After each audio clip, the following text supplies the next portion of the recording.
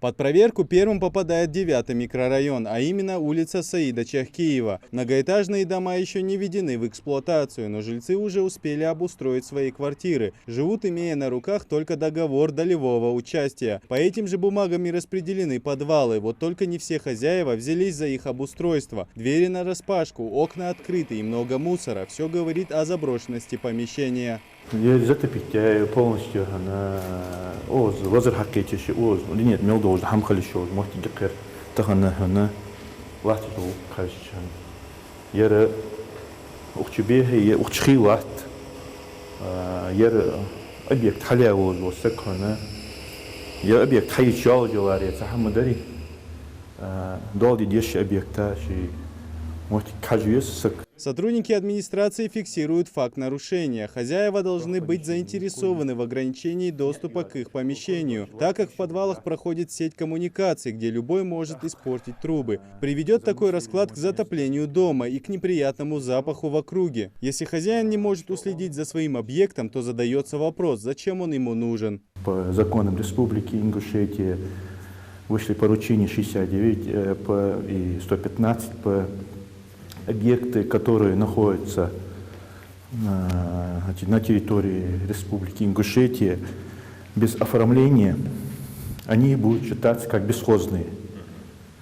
И администрациями, не только администрацией города Магас, но и другими администрациями будут подаваться заявления в суд о признании права таких объектов в муниципальную собственность.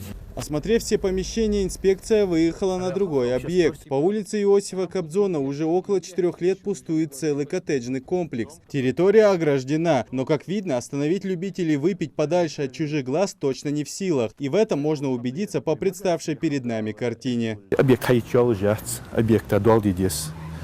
Объект Йолчи Йорхтаях Кезебул Хабибезос. Картиос Ехалатш. از اوز مولا وصك حد شوية تحجل $1 تحجل $1 حمد ير مجاسي حمد آلر $1 Но сами помещения закрыты и доступ к ним ограничен, что уже хорошо. Следующий адрес — улица Горчханова. И здесь подобная ситуация, как и в 9-м микрорайоне. Здание построено еще со времен основания города, а хозяева так и не закрыли свой подвал. Проход в один из таких перекрыт сточными водами, а в другом протекает канализация. Можно сказать, что ситуация плачевная, очень много помещений находится в заброшенном состоянии. Примерно мы знаем, кто является подрядчиками этих многоквартирных жилых домов. В основном эти помещения под многоквартирными жилыми домами. Мы будем выходить с ними на связь.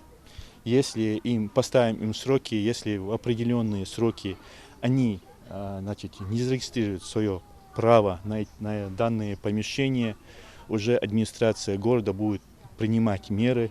Запущенные подвальные помещения выставят в объявлениях на официальном сайте мэрии Магаса. Если хозяин в течение месяца не найдется, то эти помещения внесут в реестр муниципального имущества, и администрация сможет использовать их по своему усмотрению. Идрис Ижиев, Адам Гулоев, Мухаммад Белакиев, Новости 24.